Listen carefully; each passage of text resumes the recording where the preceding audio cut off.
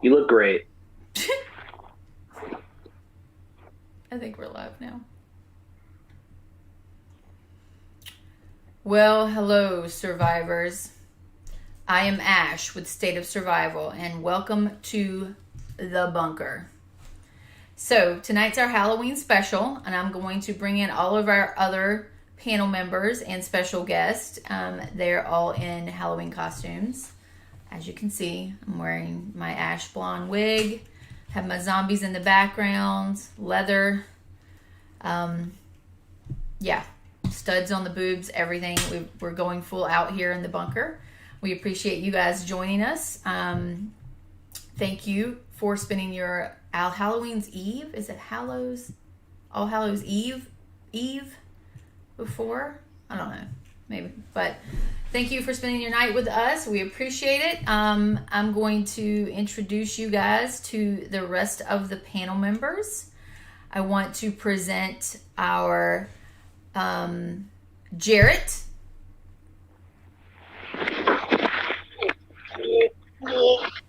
I didn't know I was going first. Okay. There we go. We have Jarrett. It's me. Forgotten about Jarrett. Oh my gosh. You look so good. Also Darth Vader in Back to the Future. Darth Vader? Where do you get Darth Vader out of that? Don't you know when Marty crashes into the barn, then he's got to convince his dad, that's right. He goes up and he puts the headphones on him. He's blasting Van Halen. Rest in peace, Eddie Van Halen. You're right. So you're Darth Vader. Back to the Future. Vader. Yeah. You look great. So as you can tell, this is Jarrett, aka Delete from State 125. It's Darth Vader from the planet Vulcan. Next we have Ghostface. Dun dun dun.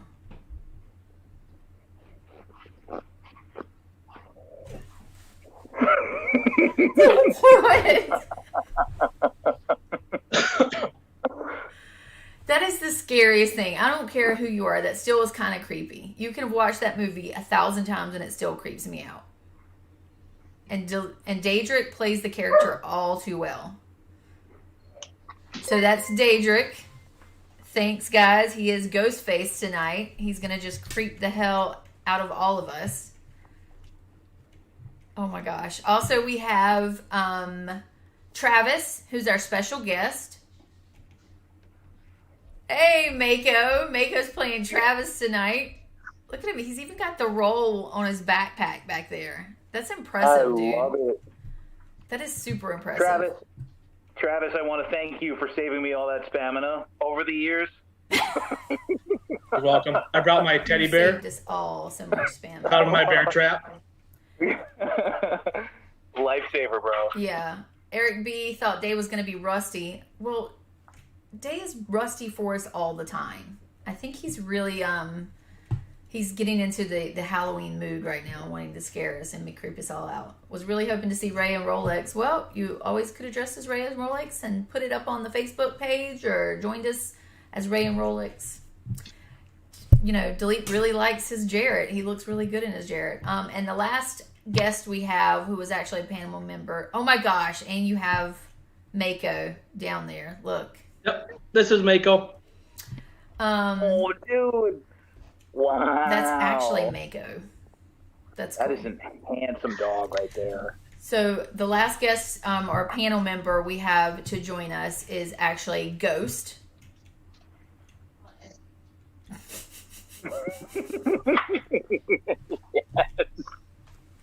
Yes. Absolutely. I mean, that is what I'm talking about. It's pretty legit. Where did Daedric go? Is he doing a costume change again? Daedric's so funny.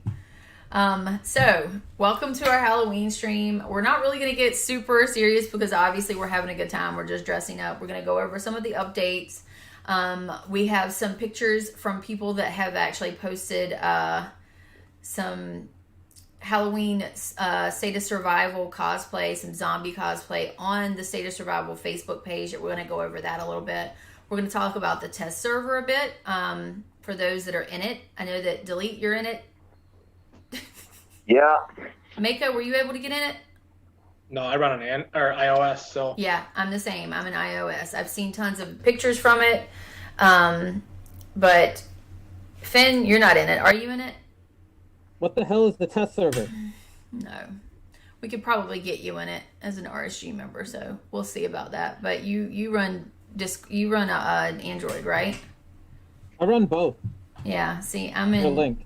I'm in iOS, so I'm not in it. I'm iOS, but it's Link. I know Daedric's in it. Is Daedric still here?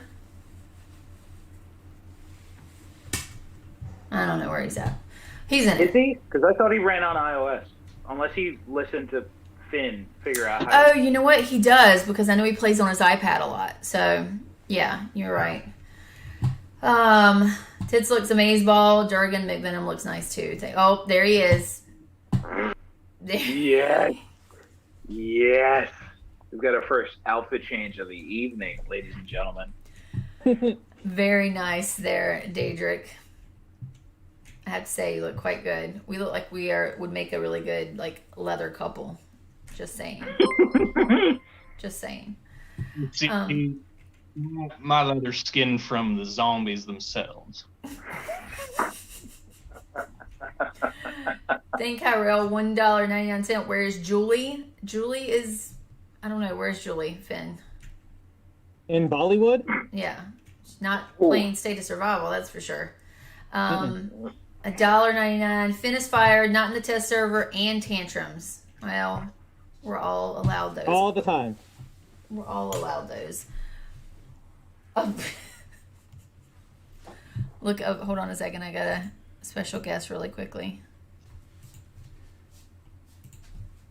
Special guest. Yeah, I got to change my background here to none. Dun, dun, dun. There we go. He can pop in.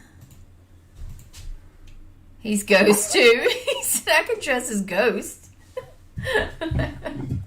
Finn went up me. Finn went up you. Finn's got the straight on gas mask. Yeah. I looked, I couldn't find one laying around. That's I mean, nonstop. Daedric Trying to said imitate me, I see. Daedric looks I'm gonna amazing. paint you out of He existence. said Daedric looks amazing. He's got a cockroach. He I does. love it. I He love does. it. Oh, Mako is Travis. Delete is Jarrett. And Finn is Ghost. forgotten about Jarrett. And Daedric is, of course, Rusty. Nice. Yeah. Very cool, Rusty. Rusty by day and Ghostface by night. Thank you. Bye. Okay. So, first off, we're going to do the code. Our first code of the night for gift code in-game is coming up now. First code is Mako. Yeah. Mako was a lot of help. We had a stream. What was the stream about? I can't even remember. It was for Throwdown. I believe Yeah. it Here's was. the plasma Yep. update. Yeah, that's what it was. And it was a lot of fun, and we learned a lot. And so anytime Mako wants to come on, we are more than happy to have him on. He was a lot of good information that we enjoyed. So that's our first. I'm not sure how to drink from a can with this thing on. Yeah, I don't think you can. Do you have a straw? You got to dress appropriately, my friend. Well, if it makes you feel any better, this wig is hella itchy. Are Looks you great, doing though. costume change number 2? Is there a costume change? You have a costume change? I don't know. Daedric did. Well, Ash, let me tell you, after I spent a night with Becca, I was feeling pretty itchy myself. No, you didn't. I know I think you didn't. Jarrett is a doctor, so he can help you with the itchy. Yes. Yeah. Yeah. He's a scientist. He has remedies. I've been disbarred by the CDC, but Disbarred. So- I still know how to get down. In zombie times, it doesn't matter. In zombie times, that's still fine. You can't be Durgan, picky. Durgan said Ghost is Bob Ross your idol. I do like to spray paint happy little trees. Yeah. Question: as an RSG whale, Thane Kyrell is an RSG member. He's been a longtime fan. He said, if I start playing the game SOS, do I get special one-on-one tutoring on the game, but by someone that knows how to play the game, so no ranger or Toph? You will. Actually, you join RSG in 359. There's tons of people in there teaching. Or you could always come to Law in 125, but it's not going to be very fun for you. And she'll kick you Yeah, out. hey, don't be afraid to hit us up in RSG chat on Discord too. You know, at me, bro. At or me. girl, Chica. How At the me, hell am I Chica. supposed At to me, use bro. this straw? You can take it off, you know? Like, we're good. Okay, so... This isn't even a flexible straw. There's nowhere to put it. That's dedication right there. It's dedication to the craft. yeah. Then you need to transform your mask into one of those hats. And you just put your drink in one side. Oh, he's back on screen. Look at him. Go Rusty. He's Rusty Scream. I That's swear. Rusty when he's That's Rusty when he's killing the guy that looks like a fat Marty McFly in the game. I never Mad wear with these annoying. things all the time. Going through PTR, going through the test server, and having to reread the storyline over and over again is annoying. It's annoying. So, I hate that guy. speaking of, I want to go over the update announcement that was out. It's 1.9.50. It's as follows. There's new events. There's the Scorpio event. There's the new Venture Intel, new hero gear system. And then there's some optimizations that were like cross-state capital clash, alliance territory optimized, hero training area was optimized, and the game speed was optimized. Now, did you guys get a message in-game about this announcement? I haven't either. I don't know if that's coming. That was on Facebook. Not really sure if that's going to come along with the update or right before it. But we'll see. The big news, though, is the test server. Delete, do you want to tell us a little bit about the test server, some of the things that you're concerned about, some of the things that you like? Because apparently you're the only one of us that is in the test server. Is Delete frozen? Jared's frozen. And Rusty's off screen. I think they're working on his itchy. Oh, there he's. Rusty's back. Rusty's back. You're just going to be going back and forth. I feel like Rusty's that hero exchange now. Oh, yeah, right? Hero, exchange them up. Are we going to get a new hero that's Ghostface? That would be cool. Rusty, I mean, Daedric, have you heard anything about the test server? Like any bad or good, any good comments going on about that? You're not in it. I just got the invitation for it, but I can't access it because I'm on the iPad. Okay, so we were kind of wondering if you were iOS or not. So yeah, that's the problem. Is like we want to test it and jump in there and test it, but like we're all iOS except for Delete. I think. I believe that Scorn was on Android, but you know he's not playing anymore. So it's really up to Delete now to get into the test servers to check things out for us. I saw some screenshots. The biggest thing that's concerning to me is just, of course, the more divide that we have now. There's not, we're widening that gap between pay and free to play, which I know that it's supposed to be here, but I'm just really, really concerned about, we've got T11s coming out. That's the news? That's the rumor? So we have T11s coming out, and what else was it? Mako, have you heard anything about it? No, not really. I know the T11s, they have that construction sign on your troop buildings now, so. Yeah. So that's the big concern, and I think we'll talk more about it when Delete comes back, but it's just like, dude, I don't know how much more of the gap that we can survive. And now there's this whole... Oh, go ahead. It's pretty big. Yeah. It's a big gap. It is, which, I mean, the problem is like, I understand as a paying customer, you need to have an advantage. But this one's getting to where I'm worried that it's going to kill off states so much quicker. Like, Finn, you've been saying today, I saw in your chat today, you were just talking about, like, for me to compete right now, it's getting really hard because you're starting to hit that. What are you at, 27, 28 now? I just hit 28 earlier. No, I think so it's interesting, right? The same stuff that is a problem with the kind of the way that you can kind of keep up is also the same thing that they try to do to balance it out, right? So for example, your rallies, all the stats come from the person that's leading, right? So potentially you could have somebody that's really high and set all those, and people that are lower can keep up, right? Because they're going to be able to capitalize on the fact that there is somebody that's spending. The problem is troops is one of those things that you don't compensate for.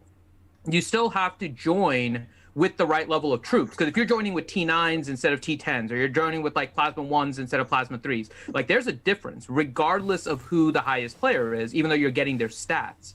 So it makes sense in some ways that they need to keep that gap, but I don't think troops is where they need to keep that gap. It's in research, right? Research and stats are really where that divide, I think, makes the most sense in this game. And you'll always be a little bit behind. You won't be able to get as good as stats. You won't be able to do the rallies as much, right? But if your troops are so far behind, you're going to be, and even in RSG, right? Even in 359, we have kind of a range of HQs.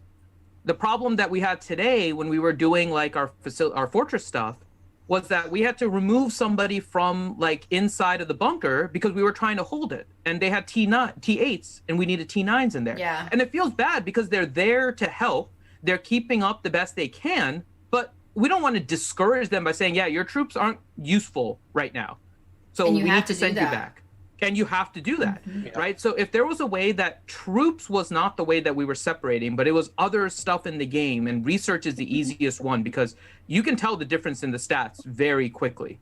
I think the game would be easier for everyone to kind of keep up and still be able to play and have that separation. But I worry about troops being that. And if T11 is coming, I mean, I'm already seeing the difference, right? I'm free to play, so I understand I'm going to be behind, but I'm 28, and there is a Plasma 3. There's a few Plasma 3s in our state. Like, that's how far behind I am. So there's no way I'm ever going to be able to keep up with that, especially if there's going to be a new level of troops.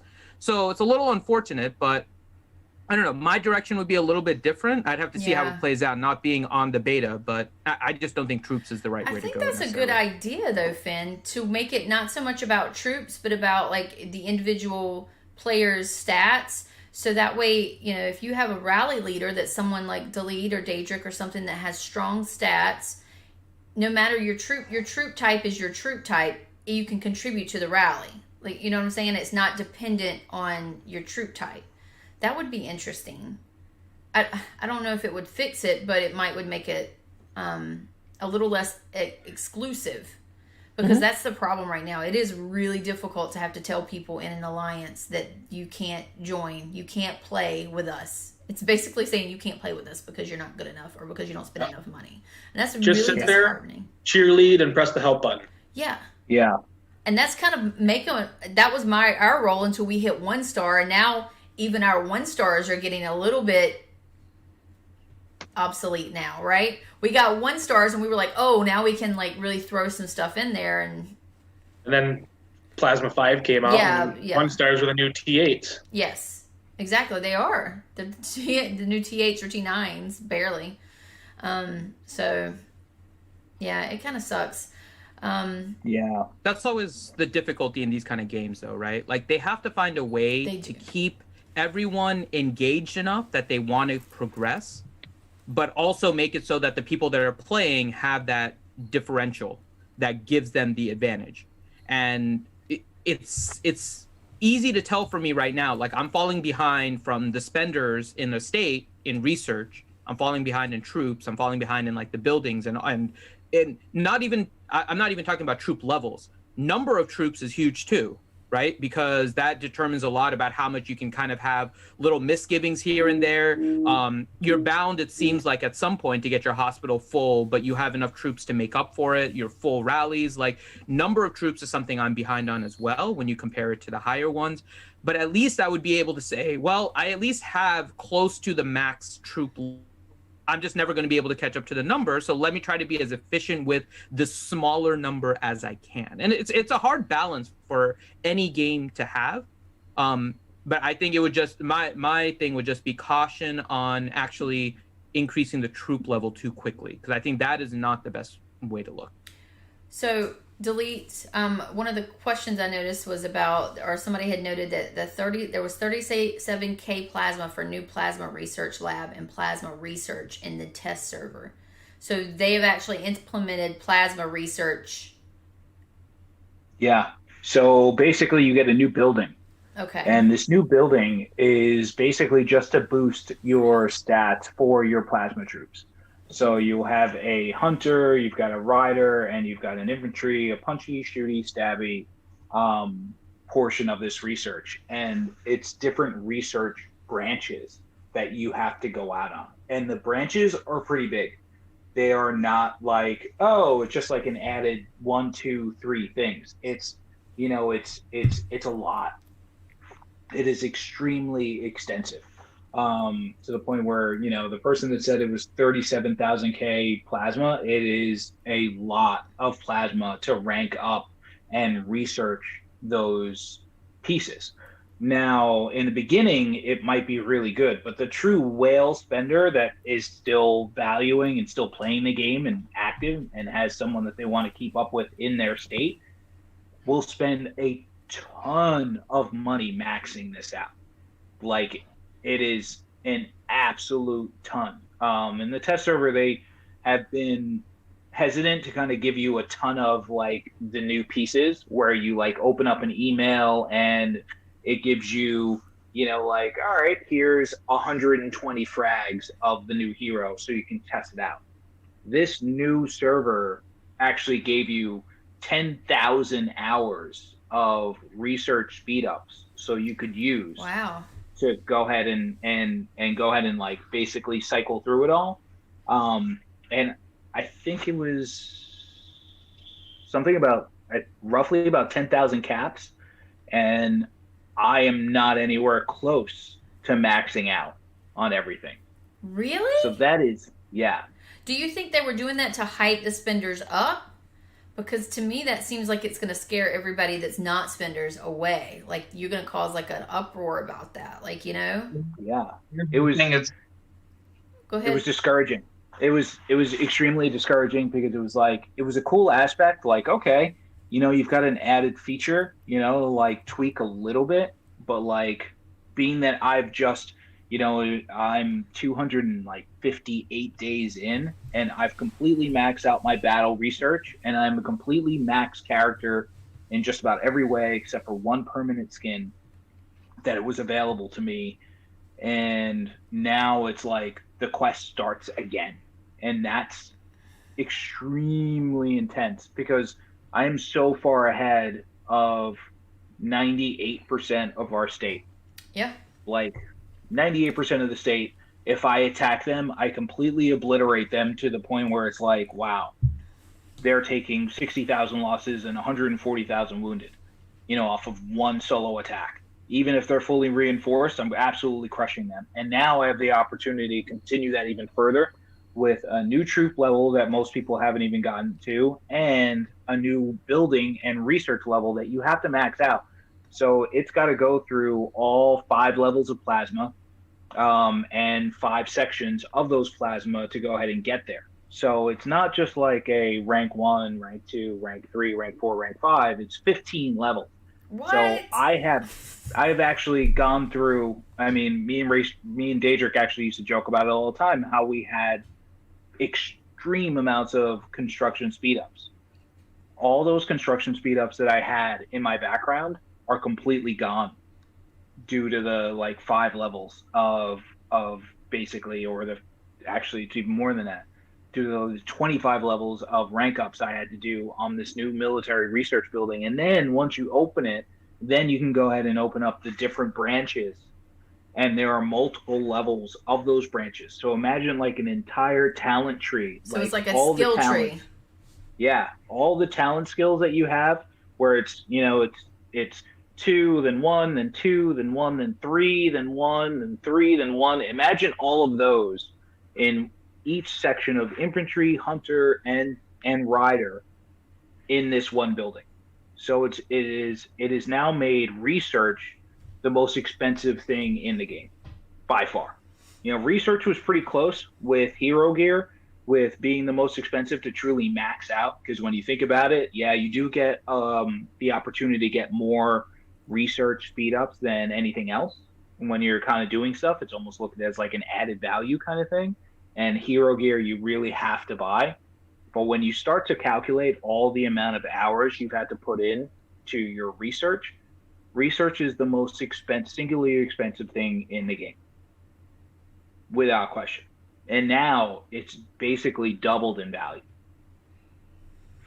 So it was cool that they went in this direction to kind of separate, the max spenders. But those that are truly max spenders that have spent, I don't know, you want to throw a number out there, $40K on a game? Not nearly what I've spent, because I've kind of spent as economically as possible to get to my max level, without question. There's another player that I know that have spent, $50K and are not max in an early state. So take that number and basically double it to where it's at now. Because the people that have basically reached Plasma 5 and have stopped investing in Plasma and doing Plasma Lab and really doing their dailies to get more Plasma, if they're not continuing to do that, they're going to be severely behind in this new research thing, if it comes out how it is in the PTR. I mean, the PTR could change. I mean, the last PTR was really held as like an amp up, like, hey, look at all these cool changes. By the way, it's coming out next week. If this comes out next week, as the next update, I think it's really going to rile people up. I think it really is. Want to do a quick shout out to Hello Savagery Gaming, which is Teddy. Teddy's sweet person, and I enjoy her videos quite a lot. If you haven't subscribed to her, please do. She's got some great, fantastic SOS videos out there. Thanks to everybody else in the chat. I just want to do some shout outs, and then I'll get to Daedric's opinion on that, because he was about to say something, and I think he paused for a minute, and he always has interesting stuff to say. We have Aaron Knight, Fifu, Sir Loki, Thane Kyrell, Durgan, Eric B. Let's see. Delete. Ruse, Leo, Grim, Sin, Tyson Faulkner. Thanks for joining us. And then we have Nathan H. Hi, Nathan H. What's up, dude? And then, of course, Teddy, Savagery Gaming. We appreciate you guys jumping in. I saw a couple people say that, like, it gives the max players something to work on. Daedric, how do you feel? How do you think that'll do? I mean, do you think that's justified? Do you think it's something that we need to worry about? What do you think? You know what? There's a lot of worry with it. It's just, I shake my head sometimes. I really do. When you max out an account, and Delete, please correct me if this was not your reaction. I'll just use these as an example. When you're somebody who maxes out an account in a game, and a lot of money goes into it, even when you spend economically. When you max out, you get a sense of satisfaction. You get a huge sense of nostalgia. Like I've hit this milestone that 1% of people in the entire game will actually hit. Because it is a small group of people. So there is a sense of nostalgia and excitement about maxing out an account. And then you get an announcement saying, to Delete's point earlier, you need to do this all over again. So you're at a point then where, when you're doing things like state versus state, and it doesn't even have to be global events, it can even be within your own state. You're at a point now where you're making high spenders feel minimized. That's the reaction I get from it. As a person who's put in a lot of money, similar to some of the people on this panel, and even some of the people in the viewership today, you get a sense of minimization, because you have put, like, I have not missed a single day logging in. I'm looking right now, 358 consecutive days playing this game. I've not missed a single day. And so, when you put the amount of loyalty and time and money that even dolphin spenders up to whales have, and then you have a situation where basically the company is asking you, we need you to spend more to get back to where you were when you were maxed out, I feel is completely ridiculous. It minimizes the time and effort you've put into the game. What has been given back to the player, right? I can tell you right now that Delete nor I, nor Scorn, nor Silver Wolf, besides receiving the VIP status from King's Group, where we have a handler through Discord, that's all I've ever really gotten.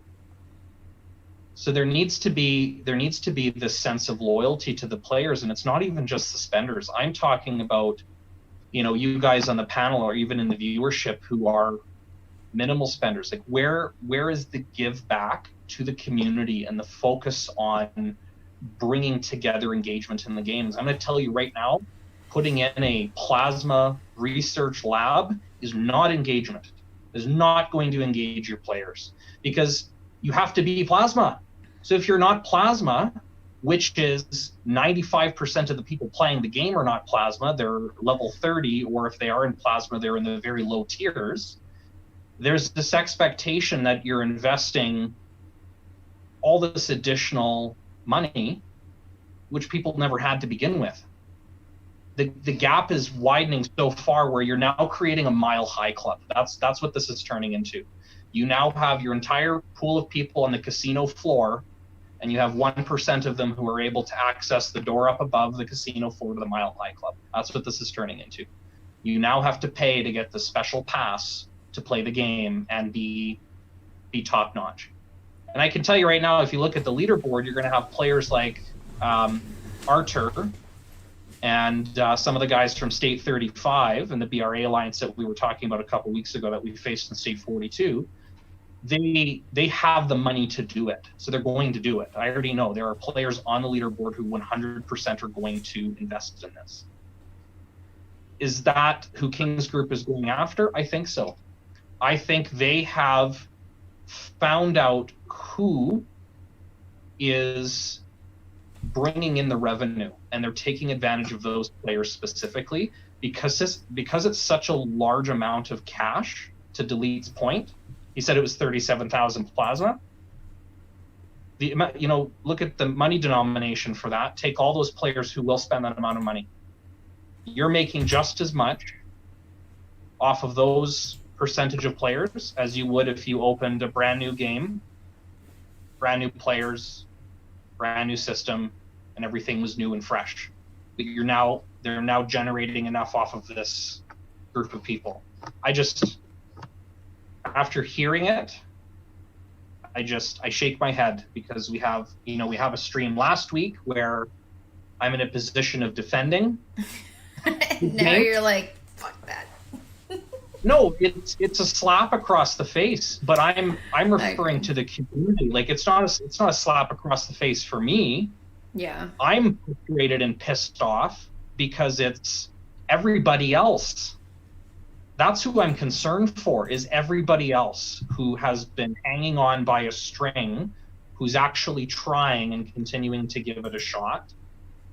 And then all of a sudden, let's continue releasing content that's like, open your wallets, please. Well, we've done that for the past 8 months. Yeah. Anyway, I'll stop there, otherwise I'll keep going. I'm pissed No, off. I agree. I think my question, I guess, I'm trying to think. Somebody had said, is this more expensive game than like Swaga was? And it's relative, I guess, to who's spending, but I think it is, as far as the keep up amount that is needed.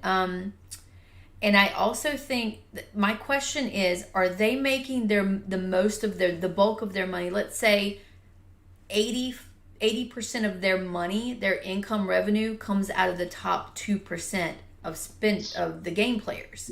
And if that's the case, and those are, I just pulled those numbers out of my ass, but you know what I'm saying? Like, is the bulk of their money coming from a very small amount of people?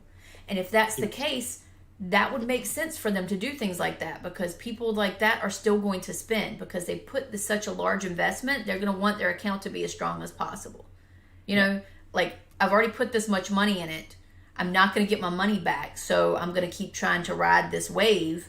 So they're going to spend more money. So if that's what they're gearing toward, it makes sense. But at the same time, I guess I look at it as like, but why wouldn't you want to get some longevity in the game, you know, so that you can keep doing that over and over again, and like not make it so obvious so that the game doesn't die off. I don't know. Maybe we hear this all the time. The games, you're killing the game, and nobody's ever killing the game. You know, that never happens. The game doesn't die from things like this, but it does feel like this is making it a lot harder for people to play. The way the game dies, and this goes for any app game like State of Survival or anything formatted in such a way, the game dies when the gap you've created between your free-to-play and minimal spenders is too large from your whale spenders. And the reason that's the case is because your whale spender is so small in population and is divided so immensely across the states, like you're very unlikely to get more than 2 or 3 per state. You're now basically operating a game for 1% of the population, because those are the only people who can actually compete against each other. You know, there are some players who want to log on just to do dailies, just to farm, just to do this, just to do that. But it's not a huge population. People want to play these games and invest a lot of their time, because a lot of people spend a lot of time on this game to do something and be competitive about it. But if Delete and I, let's say Delete doesn't put another dime into the game, and you know, I'm at a state where the only thing I need to max out my account is hero gear, a couple pieces. Other than that, I've completed everything else. If I stop spending completely, and so does Delete, our accounts become obsolete. And that's scary. Because if Delete looks at his account and I look at mine and go, I put this much in, this is where I'm at, I'm nearly maxed, he's maxed, and this update gets released, and in 2 months we're obsolete. Like we can't even compete, because our accounts now are so far behind because of one update that it's minimization. That's why I say it's a minimize effect on people who have put in so much. And it just, again, it pisses me right off, because I feel for people who, you know, who are gamers and are avid gamers and take any extra time they have out of their day to put into this, right? Like, that's what a community is. That's why the game continues to grow, because you have people playing it. You know, I would advise King's Group to stop finding ways of making that the opposite. Yeah. Somebody said, Thane Kyrell said, wow, the game is dying streams are already starting. Actually, no, we've never done that on the stream. We've never said that the game was dying. The game is obviously very active still. What we're seeing is the people that actually are continuing to spend in the game. Like, you can get tons of new players in these new states, but you only have a couple of big spenders in them. And, they're starting to not wise up, so to speak, but, like, some of them just aren't deciding not to spend, like that.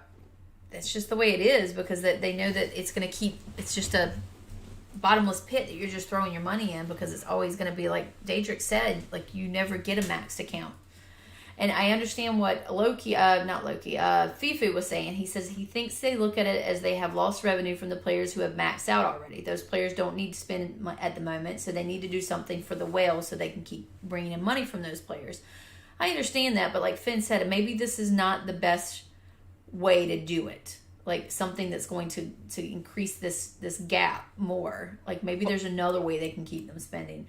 Maybe. Yeah, I mean, sorry, I just want to say, I want to be a little careful about something, though. And maybe this is me making inferences based on things that I've heard from you guys. So if I say anything that's kind of incorrect, let me know. But I'm looking at it from what you guys have said and what I see in State 359, right? And I think the impact on the gap is really based on how the state manages itself. It sounds like, at least from you guys being in older states and being that this was a war game, it was always kind of a cutthroat, whoever wants to be at the top has to go to it and just wreck the person and just dominate, right? And that's part of the reason why a lot of the older states want state migration, because there's only so few active players left and they're all consolidating at the top, that the gap is there largely because the middle players are gone. Meanwhile, I can say in 359, and this is a credit to like Meg Venom and Fury and Nikki and Delete and all of you guys being veterans coming into 359, like that was starting out to be that way. And 359 now has like its solid top people, right? Like we have our plasma threes, but we have kind of that stratification that allows each level of alliance to compete. So we're competing against other alliances in our level. Exactly. So even though there are these gaps, right? It doesn't feel like I'm missing out on a whole lot. I know I'm never gonna. We're probably never gonna get capital, right? It's just we're not those kind of spending alliance, right? So we're gonna be behind on that. But that doesn't, I mean, if that's the only thing we're missing and we're not going to get the towers and the capital, well, we're still able to fight for facilities because of the way that our state works together. But to say that, Finn, though, our state has been a lot of work with Nikki and Fury and all of us, exactly, like, talking and tons of getting our state to that. I think our state is a little bit rare. 359 is a bit rare in terms of like that kind of atmosphere that we have, though. But I see what you're saying. Continue. Yeah, and that's why I'm going to go back. I know this is a topic we talk about a lot, but I would actually say that state consolidation or migration or whatever you want to call it, right? Getting the active people, and I said this before, it's not about just getting everyone that's active and throwing them into a state, right? It's about getting them into a state and keeping it in what that kind of stratified level is. Bring in people in that different levels to create a big, active, healthy state. Because what happens is that this gap feels worse. And I'll let Mako kind of go on this here because he's the free to play in 125, right? But I hear about 125. And it's pretty much just domination by Law, Rod, and then the one other alliance that I know you guys work. Triple X. Yeah. Triple X. Right. So and Mako, because I want your thoughts on this, which is that I can see how as a free to play in that environment, it can be difficult that you're wanting to keep up with these top alliances. You're probably ahead of all of these lower ones that maybe quit or something like that. But do you see that like next level stratification of alliances where like and I'm not going to say this isn't to happen. I know McVenom and Delete love you, so I'm not this isn't to say anything that, but let's just say you're not able to keep up. Like, do you see yourself in any place in a level below that would still keep you active? Because it doesn't sound like it from most of the time when you guys are talking. Like, it's either you guys are in the top or there's nothing down below, like you're just kind of stuck, right? So you're trying to keep up the best you can, but is that a correct impression of where you are? I'd say that's perfectly accurate. I mean, even in the last month and a half, our mid-tier alliances have been absorbed by the top alliances. As we get players who quit, get bored with the game, they cut out. All of a sudden, we're down to 87 out of 100 membership, and we just absorb another alliance, and we say, all right, your top 15 can come in. We'll kick a couple inactives. And then the rest of them, they either have to stay in your alliance or they have to go to our sister alliance, which is Law 2. And that's really kind of what we did. I mean, Triple X absorbed a couple alliances 2 months ago. Rod picked up a couple. Law has picked up, I think, 3 now since I've joined. And it is. You get that the top 3, they're the ones who are active. You go look at Capital, and you get 3 alliances who are sitting there. It's Triple X, it's Rod, and it's Law.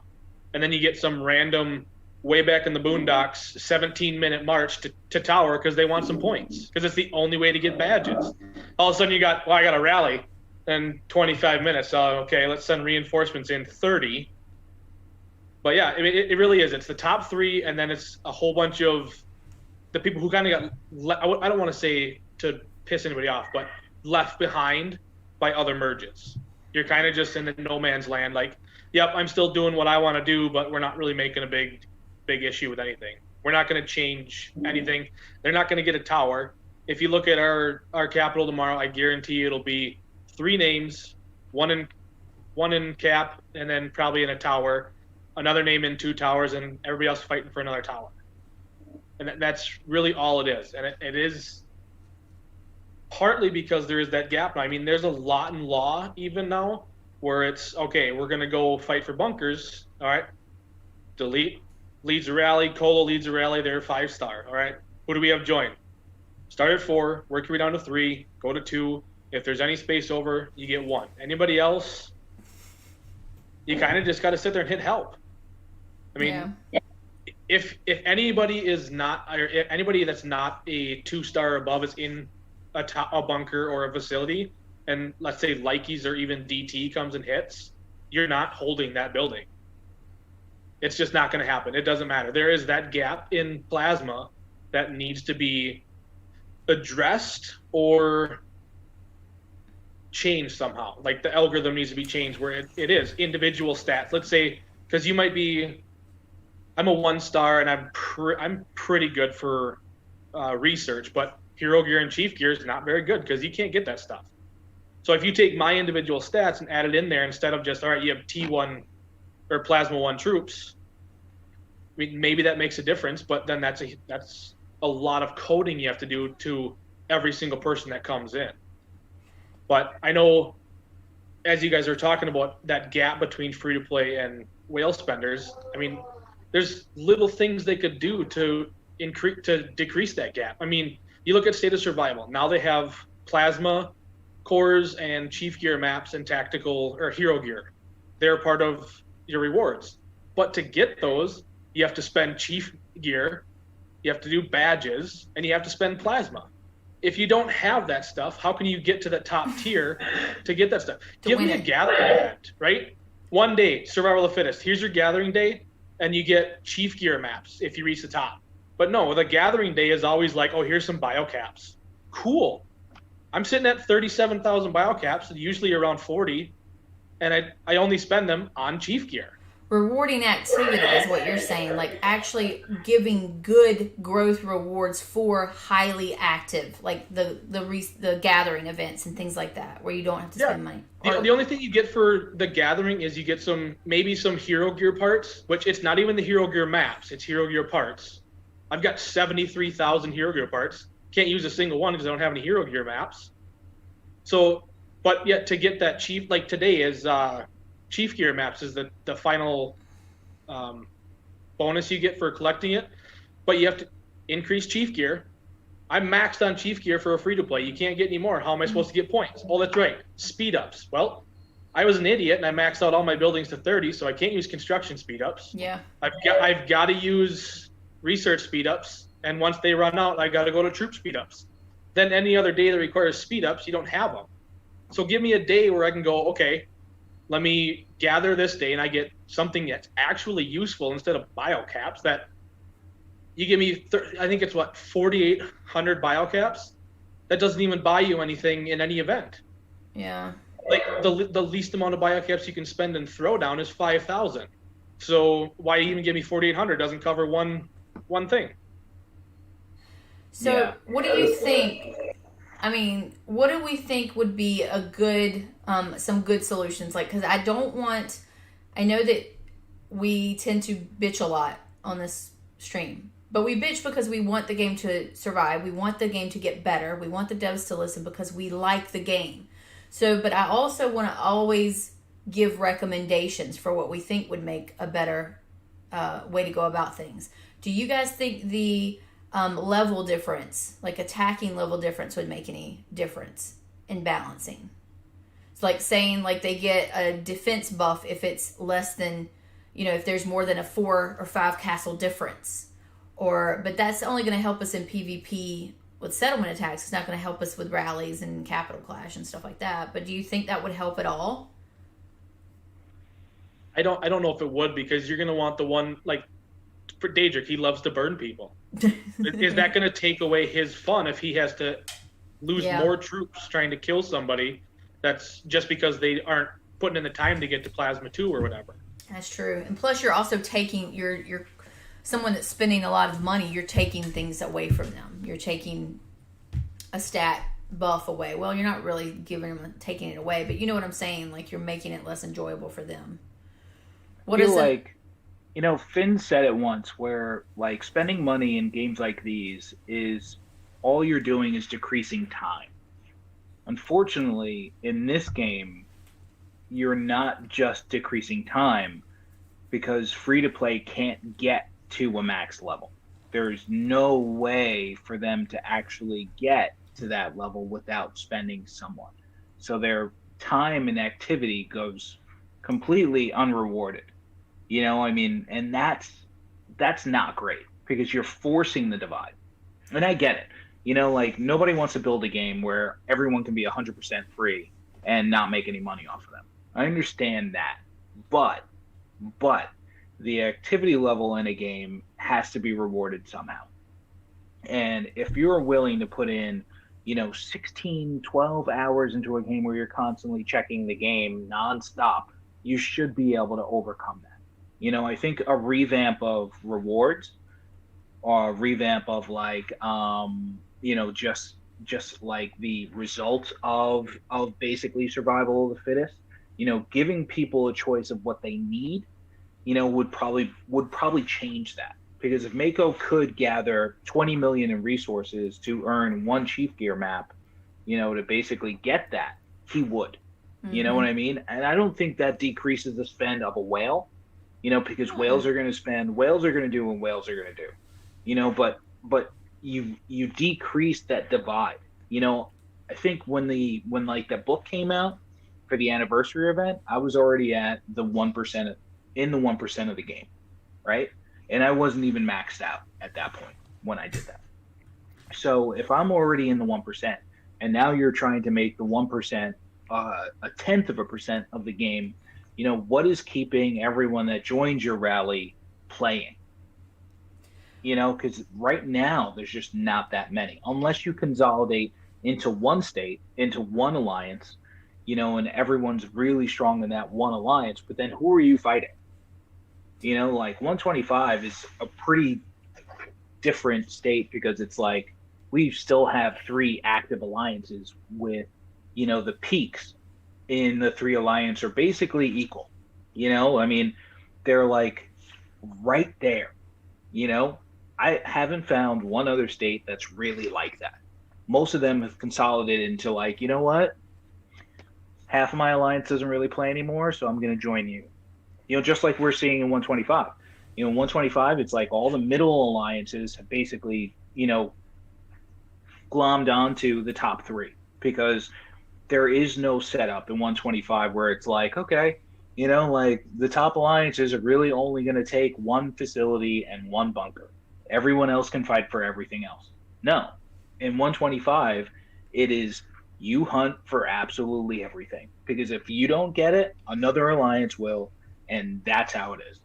So there's no room for anyone else to grow besides the top 3. And most of the rewards that we get from the top 3 are kind of like meh.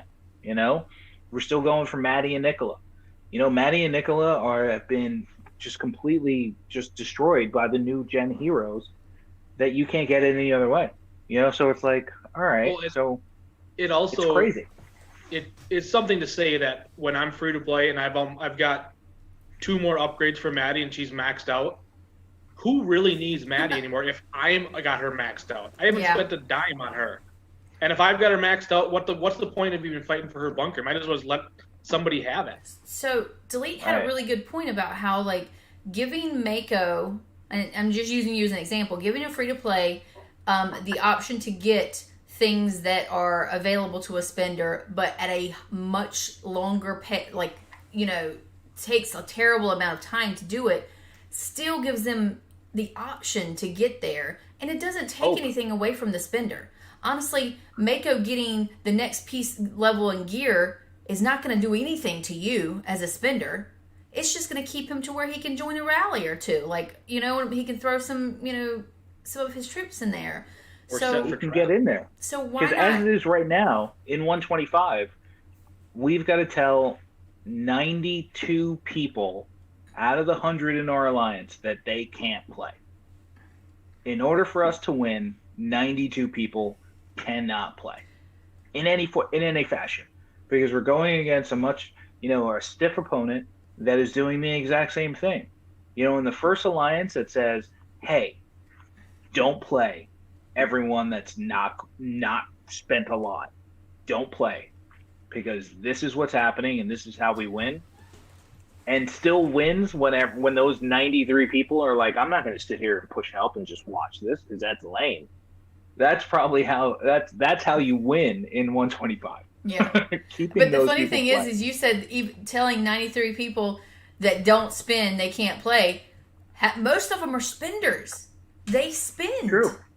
It's True. just that they don't And- spend at that top echelon that Yeah. they can't. So, I mean, they've already put money into the game and they still can't play. So, like, and these are, and not for nothing, these are people who probably spend $200 to $500 a month, and that's considered a non-spender. I think that's where that's one thing, delete about the time aspect, right? Where you're buying for time, right? If a free to play player, in all honesty, reaches that end game mark, the game is not progressing fast enough, right? A free to play player, it should never hit like 100% maxed out. But there is a distinction between reaching 100% maxed out and still being effective. Like, those are two different things. So in general, like with this idea, right, would be that maybe you can field 5 effective teams the entire time, but a free to play is only able to field 1 effective march, right? And they have to work a lot to get that second or maybe a third, right? And I know it doesn't quite work out that way, but you understand what I'm saying there, which is that a free to play needs to be able to feel useful if they put in the time and effort. And I know I'm saying Mako's name a lot, but Mako's the one here that's in the advanced state that has done it. Mako has put in the time, right? So he should be able to be useful in every game mode, but with one limited. Oh, your chair is squeaking again. With the limited amount. I'm gonna sneeze my with wig a off limited here. amount, and never be considered useless for any given event. But he may not be able to have the depth to do multiple things at the same time. Like if you have 2 bunkers going on at the same time, you may be, I know you're going to be far away, but you may be able to send troops to another one or something with like speed ups. Mako may not be able to do that. So he's going to have to focus on just one of the bunkers versus 2. That's the way it should be, but I know it's not. Go ahead, Mako. Look at the muscles in that. A lot of help button pushes. Lots of help button pushes. Yeah, and that's what I'm saying.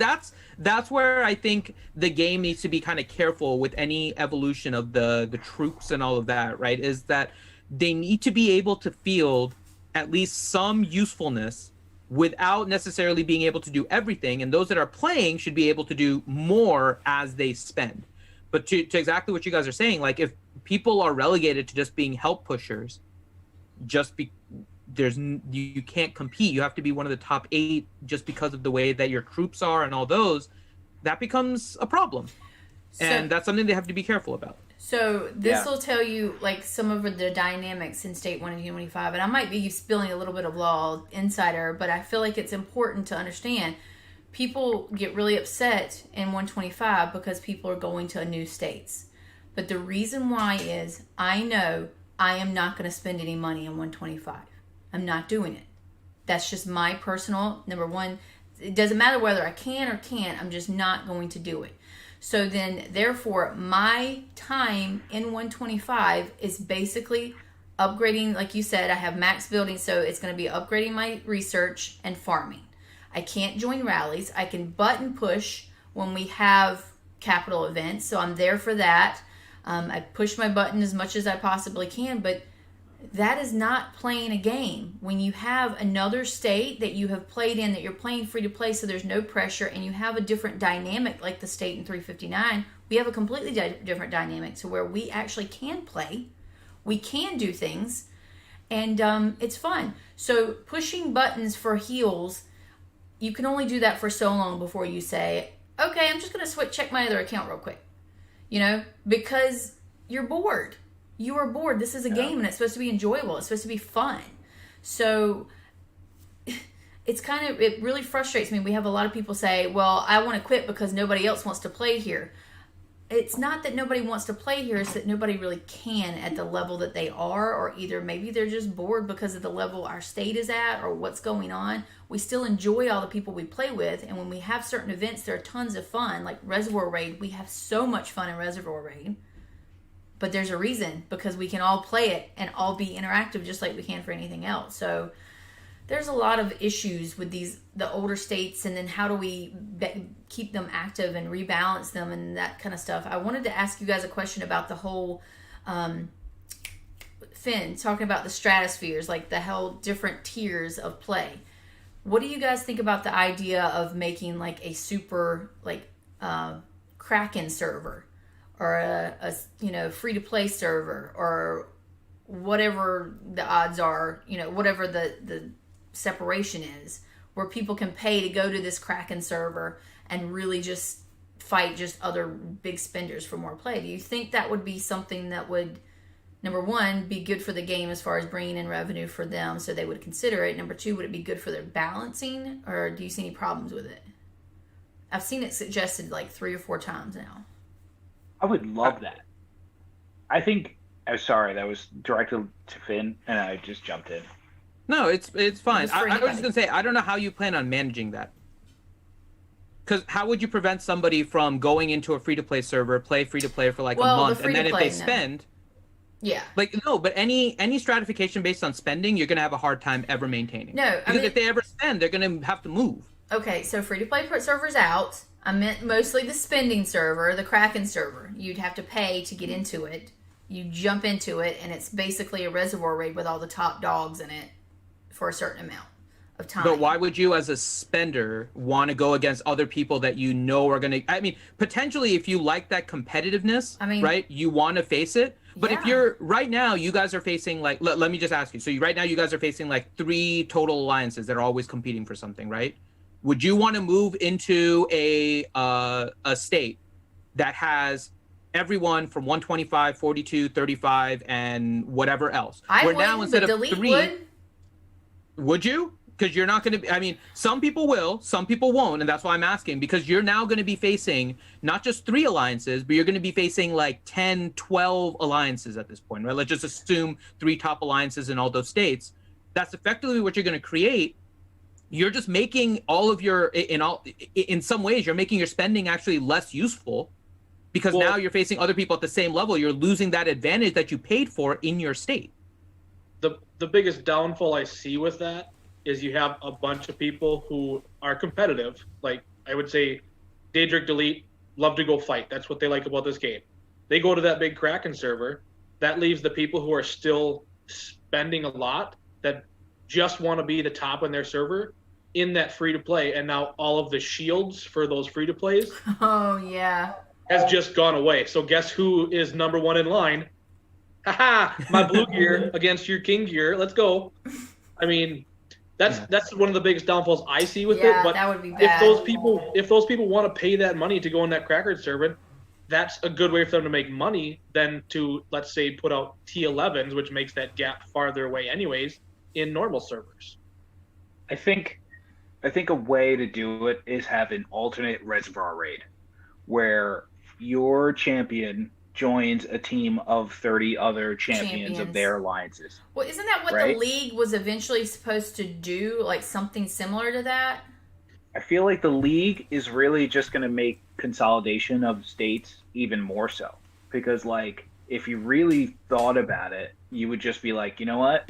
Hey, and just hypothetically, we would take the 3 top players in our state and just combine into an alliance for the league to go ahead and maximize that.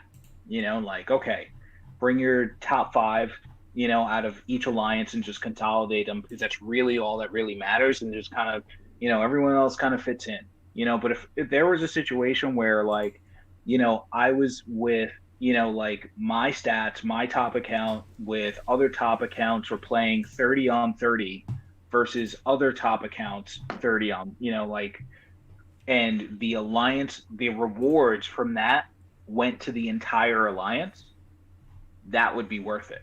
You know what I mean? Because then would be your best from 42, 35, 68, whatever the case may be, would contribute back to your home alliance, I think that would make it worth it.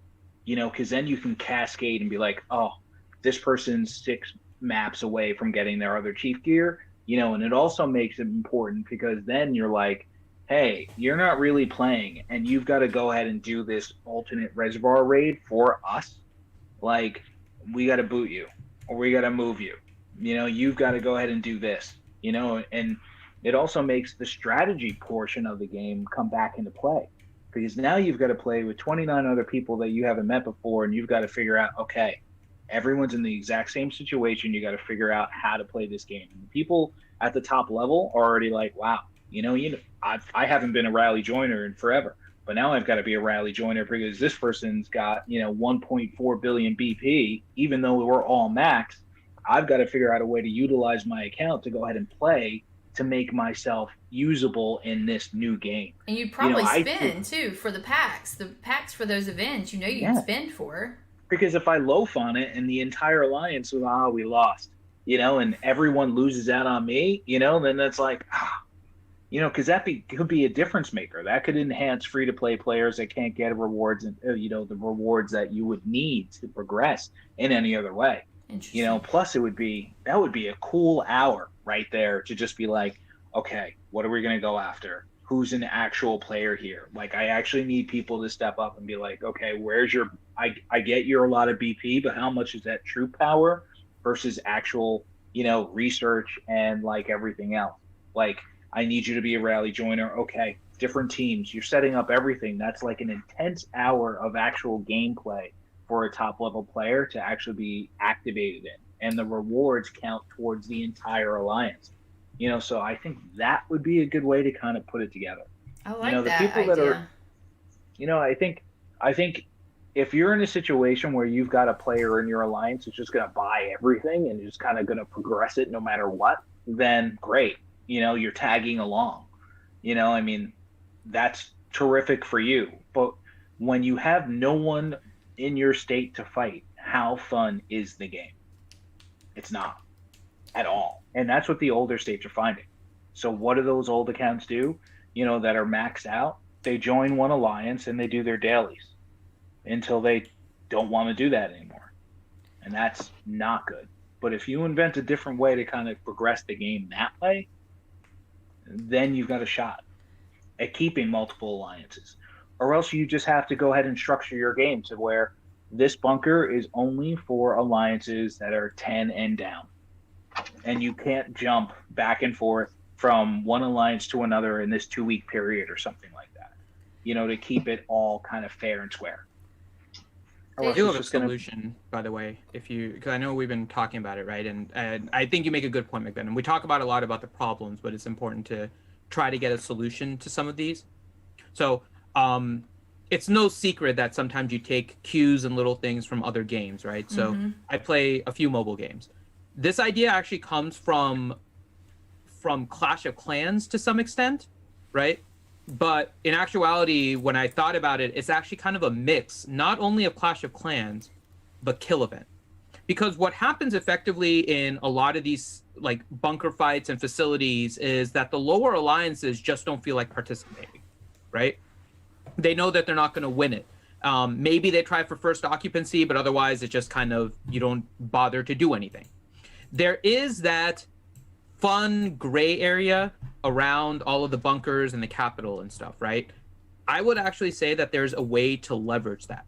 And the concept comes from Clash of Clans, where as your alliance levels up, what they have is you have the ability to donate to people's, and again, this is a different game, but the way it is, each base has a clan castle, and members of your clan can donate to the castle in order to help defend your base.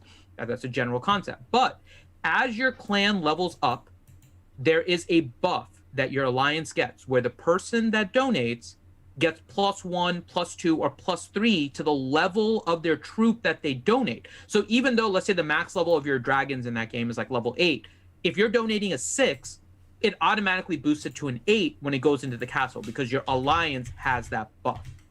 So similarly, they could capitalize on that like gray whatever area around each of the buildings and combine it with the same concept as kill event, where as you participate, even if you lose, your alliance gets points. The points lead to kind of an alliance level up, right? And as you level up, you could have it so that if you are in that gray area during an event, your troops that you put into the rally max out to that of the person setting the rally. So if delete is setting, right, let's say that your alliance gets a +2 buff because it's already hit like alliance level 10, you could send in a plasma 1, it automatically becomes a plasma 3 for the purposes of that particular rally, right? So now you're incorporating the plasma 1s to allow them to participate in those events, and they go up to plasma 3. You can put restrictions on it. Those that are plasma 1s are going to have their own restrictions in terms of like their march capacity is probably going to be a little bit lower, right? You can find other ways to keep it balanced, but the general concept is that in specific things that you want competitiveness, that you want people to be engaged, make it so that you get this alliance buff based on your alliance level, and the way to increase that is by more participation. Even if you send in your troops, like in kill event, that's why in some ways I hate kill event, just straight up is my least favorite event in the game. But the fact that when you actually get kind of credit for you trying, even if you take wounded and you take losses, like you get credit for it, is a good thing, because it means that you trying is getting you points. That's the way it should be as an alliance. And if you level up your alliance, then you get all these like little additional benefits, right? And you can have simple things like the gather speed and all that, but the big thing would be that you get these troop upgrades when joining rallies for any event in which your base and the rallier's base are in that gray swampy area, whatever you want to call that. But that would be my kind of quick solution, because then in PvP settings, right, you're still going to have that separation, right? If you're still in your regular hive and you're attacking somebody else, there's no bonuses there, but it's to keep people engaged in those events and not make it so it's just 10. Even though it's like 3 alliances, it's just like 8 versus 8, 10 versus 10. You're now making it an alliance-wide thing, because now you're incorporating 1 or 2 levels of gear below you, and that will then incorporate a Mako. And he has practiced with that finger to join those rally buttons already. Like, he is ready to go. So that would be my solution. I think it's a fairly simple solution, but that would be my solution to this. Daedric, what do you think? You've been quiet for a moment. State migration. I'm kind of concerned about state migration, though, to be honest. I'm just like, I see the valid concerns for it. Do you still think it's completely a perfect idea? What do you think? That's the reason why ROK is still going. That's the whole reason. Yeah. The reason why ROK is still going, because they implemented that program. They gave everybody in the game the option to go to a different kingdom. They had to have a certain number of migration passports, which you could either buy or earn through events, and it was based on your battle power and number of troops you had. There were restrictions on it where you actually had to have a certain limit of your resources that you could actually take with you. The rest of them were completely taken away. Like, there were a lot of mandated restrictions on what you had to do to be able to migrate. It was a very well thought out and executed program, and the game is doing very, very well. It's actually top 10 right now on the game store, on the App Store. Like, they're incredibly popular. So I go back to it constantly, because if you're looking at what the update that they've suggested is coming down, new troop tier, this plasma lab, new heroes, blah, blah, blah. They're putting all this extra work into something that would be better executed should state migration be in place, because you are giving people what they're asking for. Nobody asked for T11. Nobody asked for a plasma research lab. Nobody asked for, constant new sets of heroes every 2 weeks, right? Nobody asked for a beta server to be released and then the updates immediately implemented a week after the beta server was open. Well, nobody really got to test the updates. So what was the point of the beta server, right? It's listening to the community. People, the majority of SOS players have been asking for state migration or merge of some kind for months. And when I say nobody talks about T11, like, you know what I mean by that. It's not that nobody's asked for Yeah. extra. I'm talking about a very minimal population, but I haven't seen anyone express that opinion saying, hey, I want T11s. I've seen no one ask for that. Everyone's been asking for state migration. You give the people what they want, they'll be more inclined to continue investing in content that you release. Migration is one of the biggest things that any game could ever do on their platform. And if done correctly, it can be a huge success. And I think that's a huge issue that Saberlot brought up in his comments. They're hesitant on doing it because if it's not a success, it can completely ruin everything. Yeah. If it's not executed properly, right? So that's the whole thing. Is if we don't launch this properly, we're concerned that it's just going to completely destroy everything. And that part I get. But on the opposite end of the spectrum, they're continuing to release content that widens this gap. And yes, we're providing solutions, but I think the biggest solution right off the bat is all this time and energy that they're putting into this content that's widening the gap should be going into how can we launch a successful migration system. Why can't somebody from King's Group call a guy over at Lilith Games and be like, hey, can we powwow on what you guys did for your state migration system? Why is it so hard to do that? Just because he's from a different gaming company doesn't mean you can't have a conversation. And even if they say no, which is the worst thing that they can say, how are they sourcing the ability to do this? That is what's going to continue generating activity. We're talking about community. We're talking about generating activity for the game. And there's lots of ways to do that. But again, based off of experience and seeing it firsthand be successful, I think migration is the way to go, and I will continue having that stance. Yeah, I think the good thing is, though, I do think that they understand the push for it. For at first, they didn't seem like they were even thinking about it, and now they're actively thinking about it. They're actively trying to figure out how to do it. So maybe it will come. I'm still hopeful about it. I'm worried about if they release it too early without, like, they're just throwing it out there just in a rush, like they've thrown some of the other things out there too quickly without really understanding the impact of it. So I just wanted them to make sure that they get it right when they do it, because it could break the game if it's done badly. It really could. But I feel like we can make I feel like if they make it cost effective enough, I think it adds a whole nother level of social interaction, without question.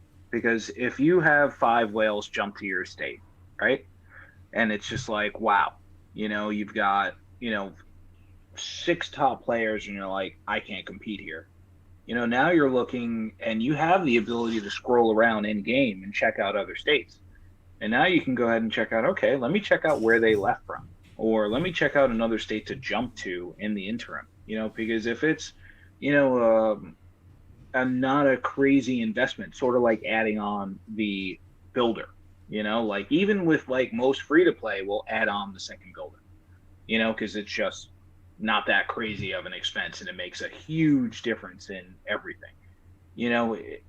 You can now go ahead and be like, okay, I'm looking for a new state. You can go ahead and start checking out social interaction channels, and you can go ahead and start looking at like, oh, maybe there's an all, Russian server or an all German server where everyone speaks my language. I don't have to use the the translator as much. Or you can go ahead and look for just about anything, and it adds a whole new social community aspect to the game. Vice versa, if you're an actual whale and you're like, I want to be the best and I want to play the best in this game, everyone can meet up in that server and be like, wow, I am now the king of kings.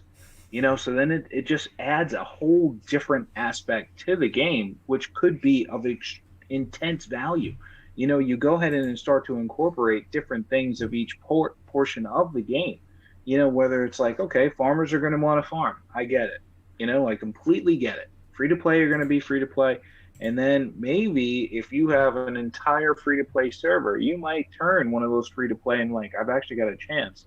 If I go ahead and sneak in like a little $10 buy here, I might actually catapult myself into expert levels overnight, something along those lines. It might actually draw people that weren't spending up.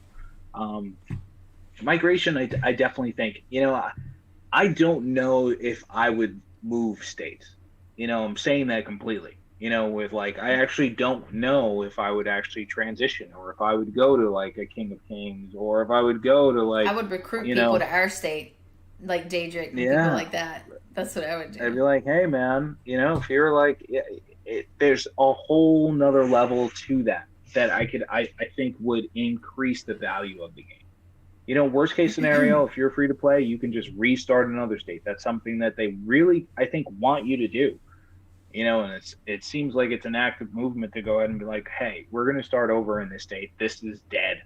We're going to this. But if you go back and you think about what the beginning of the game was, it is extremely, extremely time sensitive. The beginning of the game takes a lot. It takes a lot, to redo it all.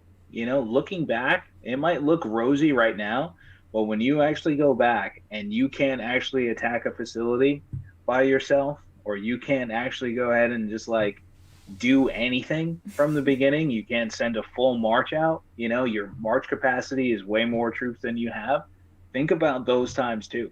So, be very careful about what you say and how you say it, and be like, oh, I'm just going to completely start over. I hate this, blah, blah, blah, blah, blah. Because you're just, you're probably going to be like, oh, this actually, because then It you could not be sucks. that into the game, but if you're into the game and you want to keep playing and you want to keep going, migration's a very easy thing, you know, even if you create migration states only, you know, something along those lines. But still, Um, anyone that jumps to your state, you have the exact same opportunity to jump out.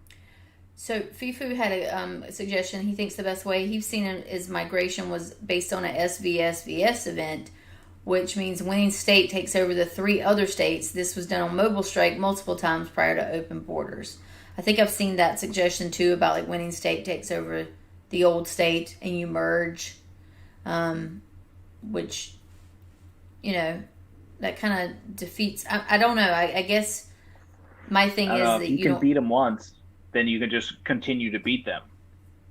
I mean, so why would it be great to have the merge into you. Yeah. yeah, the top player is just going to continue to win. I think it would be more fun know? to pick the state that you want. But then, of course, there's more corruption that way. There's more chance to corrupt the system. But, yeah, I don't know. Like, we all have made friends in other states and stuff, and I think it would be cool to be able to choose where you go. Well, that's just it. In the game, you have to maintain. We talked about player integrity last stream or a couple streams ago. You have to maintain integrity and the freedom to choose. As a client of the game, because we're paying people, so we're technically customers of King's Group. We as customers should have our integrity intact and our ability to choose. We have the ability to choose what we buy. I'm going to buy this bundle. I'm not going to buy this bundle. I'm going to go fight for capital. I'm not going to fight for capital. I'm going to train this troop versus this troop. Everything is a choice. We have the ability to choose, and quite often, suggestions will come up. But although it is a good solution as a foundation, the solution actually takes away the player's ability to choose. So something like SVS, where the winning state absorbs the other state. Well, I didn't choose to go into state 35. I was forced to. I don't want to be here, right? So then now that player or group of players who are like, well, this is brutal. I don't want to be in state 35. I'm going to stop playing. You're now completely eliminating more of your population because you've now taken away something rather than given them something. So, giving people the option to choose where they go, again, gives that sense of nostalgia because you're not starting over. You're going somewhere fresh, but you still have your account. So to Delet's point, you're more willing to, invest in that bundle that you otherwise wouldn't have purchased, because now you're in a state where you can be more competitive, or you can play the way that you want to, where you're surrounded by a group of people who are more like-minded or who have a certain goal, right? And when we talked earlier about states like State 359, you guys didn't start off that way, but you've got a more structured state today. I can tell you right now that is a rarity. Again, I've played multiple games, same platform as SOS. It is very rare for a kingdom or a state to be structured. It is usually all-out war. Top alliance monopolizes the whole damn map, or it's the top 3 alliances monopolize the whole map and split everything, and you never get to see a bunker in your lifetime. That's usually how it goes. That's what I keep telling everybody. This is the state that we have. It is rare. Somehow cooler heads have prevailed much longer than I would have expected them to, and people are like abiding by rules that they might think are BS, but it's interesting to watch this play out. Even if I think they're BS, it is working to where we do have a fun state where everybody gets to play. So we'll see how it goes. There's another part to the idea too, which you have to be careful about with like the SVSVS and the winner kind of absorbing, right? Daedric used an interesting word, which is you're kind of getting a new fresh experience, right? The other 3 states are really not. Don't forget, you're going into an existing state where the alliances there have already captured their area. So now you're moving into a state with no territory. Otherwise, you're now combining 4 different states. So you're now quadrupling the number of facilities. You're quadrupling the number of bunkers. You now have to figure out where the capital is going to be. Is the capital going to be in the original, right? It's not easy to bring in another state into your own because there's already territorial markings effectively by every alliance that has already been there, whether it's active or inactive and the towers are still there, right? So the new people that are getting absorbed are already like miles behind. They have no territory. They might have no leverage on any of the centers in order to get any of their bonuses, right? I don't know if they'll have to go through the same process where they'll have to maybe establish one in the wastelands and the plains and then go to the oasis or whatever the hell it is that the process is going to be. They're not starting out front. They're going to be miles behind of the state that won. Right. And that's going to be an awful experience from being in a state where they have their established territories, they have their hive, to now somehow either being in their own state, but all the active stuff is in a different state that you have to travel to every single time. Right. Or you're now getting absorbed and you have to redefine your area. It's going to be suck. It would. The only way to do a migration, in all honesty, is to say that you're merging these 2, but put them into a new exactly state. The word that Daedric used. Yeah, a fresh state, a truly fresh state, where all the alliances can keep all of their tech and everything, so they have the same number of towers and all of that. Give them kind of over expenses, right? Where normally your warehouse is like capped for your alliance, but you can give them above that based on the amount of towers. So you can rebuild all of the towers that you had. You can just straight up build it immediately, make it for like a 24-hour period. You can just rebuild your territory and you keep on extending and people can define and spider however they want. But you need to do something like that in a new state because it's just not going to work bringing in another state that is competitive, may have lost SVSVSVS, and now suddenly get put behind a massive 8-ball in this new state. Like you're just going to make people disgruntled, forgetting about the fact that you're forcing them into another state. Like Daedric's talking about, your state, your whole alliance is basically going to be back at square one in a new state where the other ones are well beyond square one. So there's a lot of caution to doing something like just opening up territories. Because if you change the way that the bunkers work, that the facilities work, like that's a whole nother mess I think you're looking at. That's why, like, conceptually, Delete, I agree with you. Like, state migration in concept is the best solution, right? But and I apologize, it's Saber, what's his name? Saberlock. Saberlock. His thought about we have to do this right so we don't want to rush it, I think is the right thing. And I think Daedric basically said the perfect thing. Like, I don't know if they have or haven't, but reaching out to other people that have done similar things in other games, like Lilith games, to see if they have any advice on this, right? Some developers are going to be very proprietary. Some of them are going to be open about it. Like, you don't know until you try. Worst case is that they say no and you're back where you were before. You're not any worse off. They have to figure out the best solution for this game. But I don't think a competitive way in order to absorb another state is the way to do it. That would just destroy the other 3 states completely. There just isn't room for that. So Okay. That being said, it is 10:30, and I want to get to some questions. Also, I want to show, I'm going to put on a scrolling screen of some of the pictures that came off of the State of Survival Facebook fan page. So they have the Facebook page for State of Survival, and people were in a State of Survival costume kind of contest where they threw up. I think everybody can get to it, and you get rewards for it. If you go and throw up a picture, that's why I was telling all these guys, take a picture and post it up on the Facebook State of Survival page. You get rewards for posting up your pictures. So everything that's scrolling through are fan pictures. Look at, there's a Lucky. Look at the Saw. That's actually a really good. She pulled the Lucky off, I think. Mm-hmm. She had the little teddy bear. There's a lot of zombies on there. I can't tell some of them if. Now that one's legit. They made that one.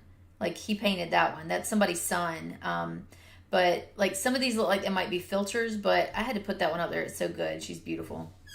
And, of course, the nun. I love nuns. All of my pictures in State of Survival are nun avatars. I just love them.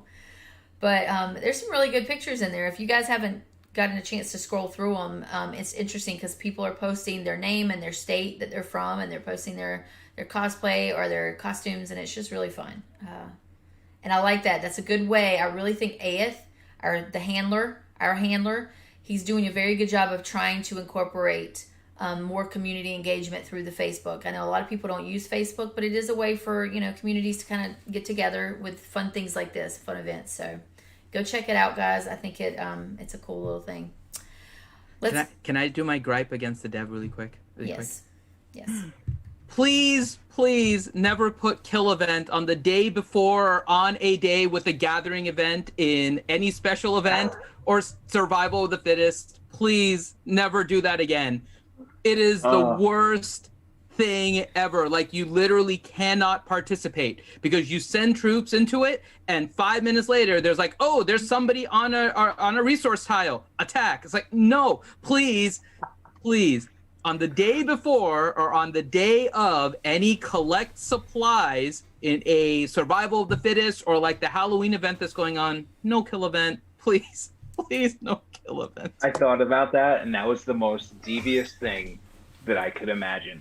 It was Force everyone to put their troops out. It's kind of Force smart. everyone to put their troops out so they can get tile hit to the oblivion. Yeah. I think it was a smart decision. Honestly, it makes it a little bit dangerous to farm, but you got only farm. for little alliances. You're sending out your like T9s and you're getting attacked by plasmas. Like, you're not holding. It would make it so much better if you still got the points for gathering, whether you got attacked or not. Because right now you lose your points. You lose everything. Yes. Yeah. 100% agree with that, Macon. I don't care. You tile hit the crap out of me. I have a maxed out hospital, and I'm not sending a full march. You're not going to fill my hospital. Mm-hmm. But as long as I still get my 17,000 points that I'm freaking wasting 4 hours on it, level 8 tile, give it to me. Because that's what I'm there for, to get points for that event. I'm going to get my kill event points every single time during Capital. One rally, and I've maxed my kill event. Yeah. Please don't do or that make again. it or make it the vice versa, where if you attack someone and they're like 8 hours into like farming that tile, you take those resources. No. Why are you doing it? No. That would be fun. Awful. Then I would like literally hound a node until it's like almost done and then just like steal it. Then you can collect your resources. It shouldn't count though. If you do that, it should not count towards the event because you didn't collect the supplies, you stole it. So it shouldn't count. Or spend caps to be able to shield a farm.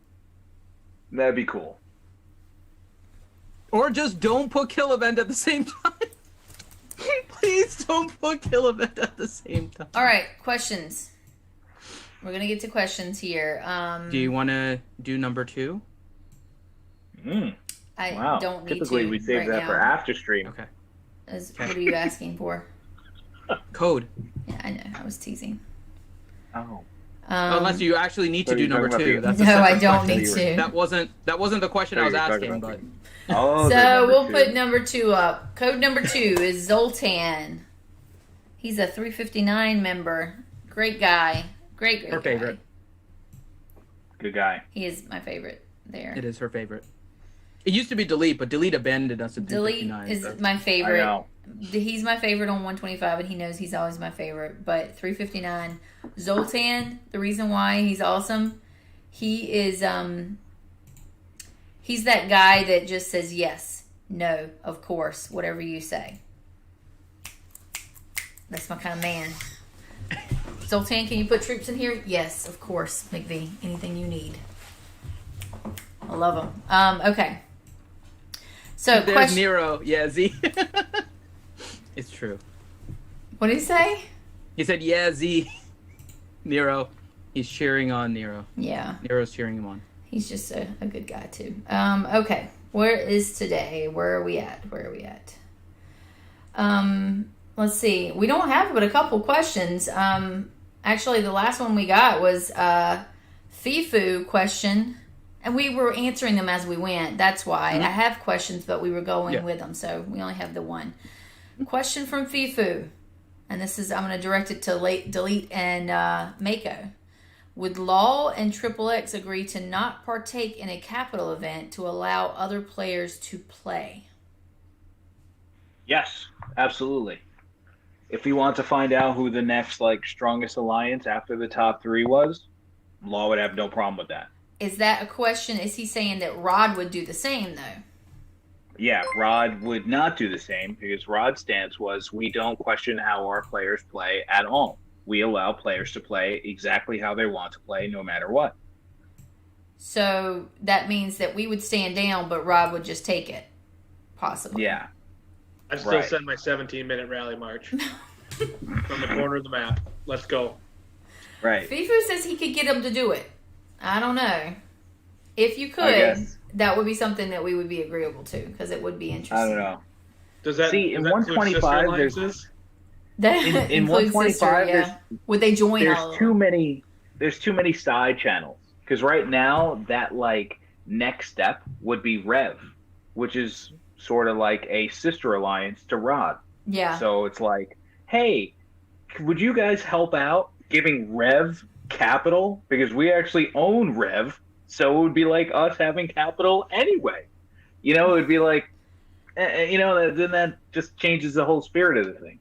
But if it was like Rev, HOH, DGS going at it, that would be fun to watch. To be honest, I would enjoy watching that, and I Seriously, would I'd enjoy watch cheering that. them on as well. It would be one of those things where everybody that's an original member, that is a current member of Law, Triple X, and Rod would have to say, I am not jumping in and joining this other alliance to help out. right? It is You'd have to purely show for me your a log. fun state event. If you can arrange that, we Right. would get behind it. Completely. Okay. Nero, he just donated $4.99. Woohoo! I'm assuming that was for Zoltan because that's Nero. He's so supportive of everybody. I love Nero. Everybody, Nero, you everywhere. are Nero's missed in just a good 125. guy and loves everybody. Supports. Nero's a beast on 359 too. He's, Like we were doing bunkers, and there's a guy with Plasma 1 troops in there, tier 10 and Plasma 1. We're all tier 9. And Nero's like, let's just go ahead and rally. Friggin' Nero has crazy ass stats, and we take over the bunker. It's like, what the hell? It's just I was waiting for tier 9, for T9 troops to come at the entire time. Nero jumps on, rallies, yeah, no, I think we can do it. Just we can take it over. Past these Plasma 1s, it's ridiculous. you know what? Nero's a beast. The funny thing about Nero is he's a bit asshole-ish in a way with the way he's just I'm just going to go straight and hit this guy. I don't care. I'm going to hit him. I feel like attacking people. But he's so charming and straightforward with it. You can't help but like him. Even the guys he's hitting, they like him. They can't help it because he's just man, it's just a game. It's cool. He's very bro. He's a bro. So it's very. It is true. It's very hard. And Nero learned today. He has a pretty mouth. He has a pretty mouth. It's really hard for anybody to dislike Nero. They just don't. You might not understand that. Whenever anyone says that, I just feel very Deliverance. And for those of you that have never seen Deliverance, don't, because it's a pretty long movie.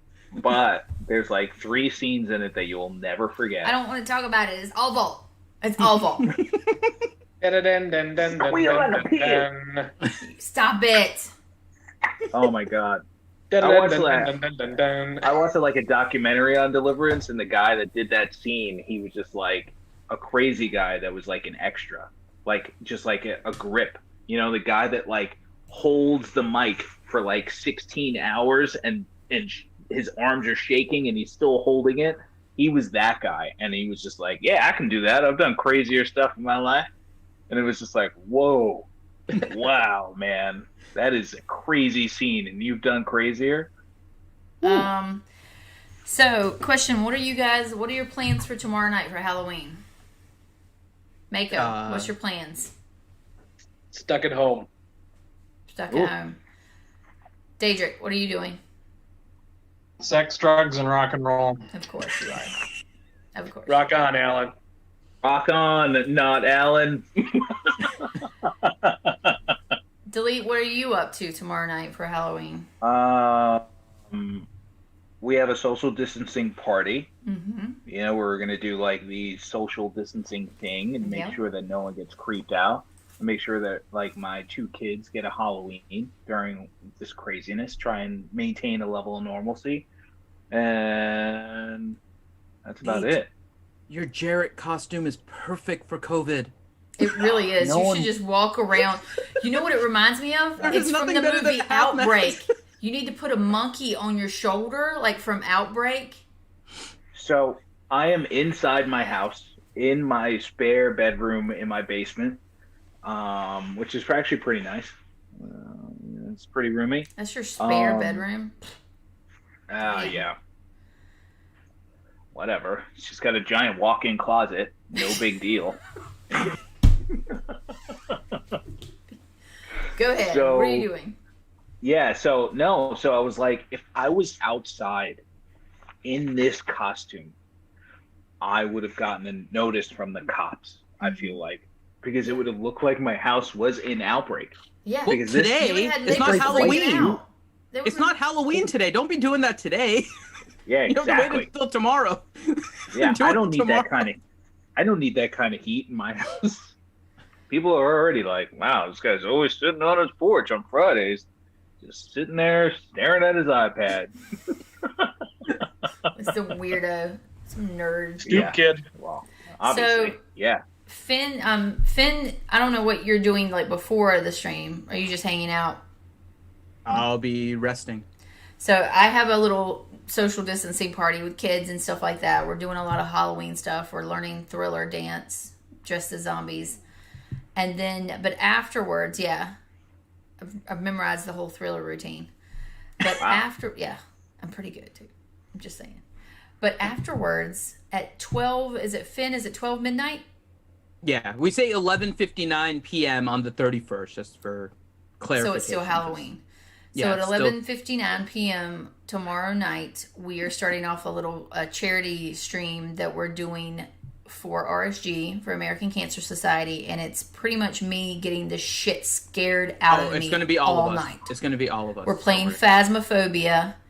It's going to be terrifying. We're playing it in the dark. We've got all these alerts set up that sound like zombie sounds that are going to be in our ears. They're just awful. I'm already terrified of this game anyway. You should see me playing it. I'm just like jumping and screaming. They've got gifts made out of me. But this one's going to be really bad. So that's going to be at 11:59 tonight. Or tomorrow night. So you guys, if you're bored and you're still awake, make sure to tune into RSG and watch us. And even if you're not bored, just make sure you come anyway. Yeah, just give us a thumbs up. Spread the word at least. It's for charity. Everything goes straight to American Cancer Society. So it's kind of a big deal for us. It hits home with me and Finn. So if you can support it, we would love to have you. If you can't support it with money, please support it with just spreading the words and get people to come to the stream. Because, just spreading the stream out there gets it to more people and hopefully can get more money for American Cancer Society. The other thing too is when we did our big stream, like 36 hours, right? We had these lofty goals and everything. But we know the situation with a lot of you out there with, of course, COVID and the jobs and and all of that. So this event that we're actually doing is definitely catered to those that are able just to donate a few dollars. All the sound alerts and everything are $20 or less, because we've had people that have said like, I can only donate $5 and these kind of things. It's like every dollar matters. And so all of our alerts, except for a couple of really special ones that aren't really advertised, but the main ones we're promoting are all like $20 and below. Like there's some for $1, $2, $3, $4. Like, are these the so scary anything ones you too? can give. Yeah, all of them. Oh. So there are little amounts for you to get all of the sound effects and stuff to throw us off in the game, to scare us, whatever it is. I mean, of course, $6.66 is the scare alert that we've always used. It's the same one. I hate it. McVenom hates it, but we still do it because it scares us. So it's awful. But it's all, even if you guys can't donate a whole lot, even the dollars and those kind of things, if you want to donate to a good cause, this is for that. So we have a lot of fun stuff for tomorrow, and yeah, every dollar matters, and we wanted to make sure you guys understood that as well. So we made sure that this event shows you that.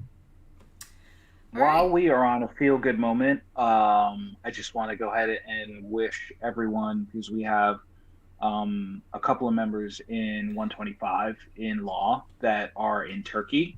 And there was an earthquake today. Yes, so thank let's you. go ahead and kind of give them like a virtual hug, because that's, as you can imagine, that could be a devastating thing to deal with. And especially with everything going on in the world. Imagine trying to deal with that on top. So, take a minute to kind of just think about that and just consider that you're in a good place in your life. Make somebody else's life a little bit better too. Yeah, our hearts go out to everybody there that's trying to work through that. All right. Well, thanks, But guys. also, sorry, I was going to mention this because Ranger just automatically got upset because we didn't mention. I was waiting to talk about it. Tomorrow, though, RSG has basically a full day of things for you guys. So if you guys are ever looking for something to watch, basically starting at 10 a.m. Eastern time tomorrow, we're gonna have a lot of stuff on RSG. So at 10 a.m. Eastern time on YouTube, and the event is actually already on our channel. So if you go to our channel main page, you'll see it. We have a Magic the Gathering tournament for charity. The entrance was $20 to the ACS, so all of the people competing donated already to the ACS. So that's going to be with Loki and Ranger tomorrow at 10 a.m. Eastern time on YouTube. The event is up. That should go from somewhere around 10 to probably around 5 or 6 Eastern time, just depends on how the games and everything go. But then we're looking at Dungeons and Dragons like we normally do on Twitch, starting at 8 p.m. But once that's done, around 11, we then jump into our Phasmoween stream, which starts at 11:59 p.m. Eastern. So tomorrow for Halloween, for those of you guys that are looking for some entertainment, RSG has you covered for pretty much the whole day. And when there's a break, you can get yourself dinner. So it all works out perfect. You see, we have all the get a big breakfast, skip lunch, then do dinner. You are set. And then you'll have the candy after your trick or treating, so you can eat the candy while you watch us getting the crap scared out of us. So, yeah. Don't forget, we got to work in some SOS play somewhere in there too. What? Yeah, Yeah, it's kind of a capital today. Capital tomorrow. No biggie. You can do that. You can do that during while you're watching the Magic the Gathering. See, that's perfect. It's true. Easy to do that. Yeah, you play on your mobile phone, you watch on your TV or your computer screen. Like Ben, RSG has you covered. It has you covered. Ben, I'm wrapping up. All right. Yeah, hold on. Thank you guys for joining us for our Halloween special. Thank you so much to Mako as a special guest, or AKA Travis. Thank you so much. We appreciate you joining. Thanks to Daedric as Rusty, Delete as Jarrett, and Finn as Ghost. And Ash. We were trying to figure out what Ash's voice would be, and Delete said it would be like a heavy smoker's voice. I don't think so. I think she would probably have a jersey. I feel like she would have a jersey. Cigarette Ash. Much. Yeah. Anyway, thank you guys. We'll see you next Friday. Tune in tomorrow. Please come join us for the charity stream. Until then, happy hunting. Thanks. Okay, bye. days, baby back ribs. I want my baby back ribs. Rock on, Ellen. I want my baby Rock back, on. baby back ribs. Rock on, Ellen. Woo!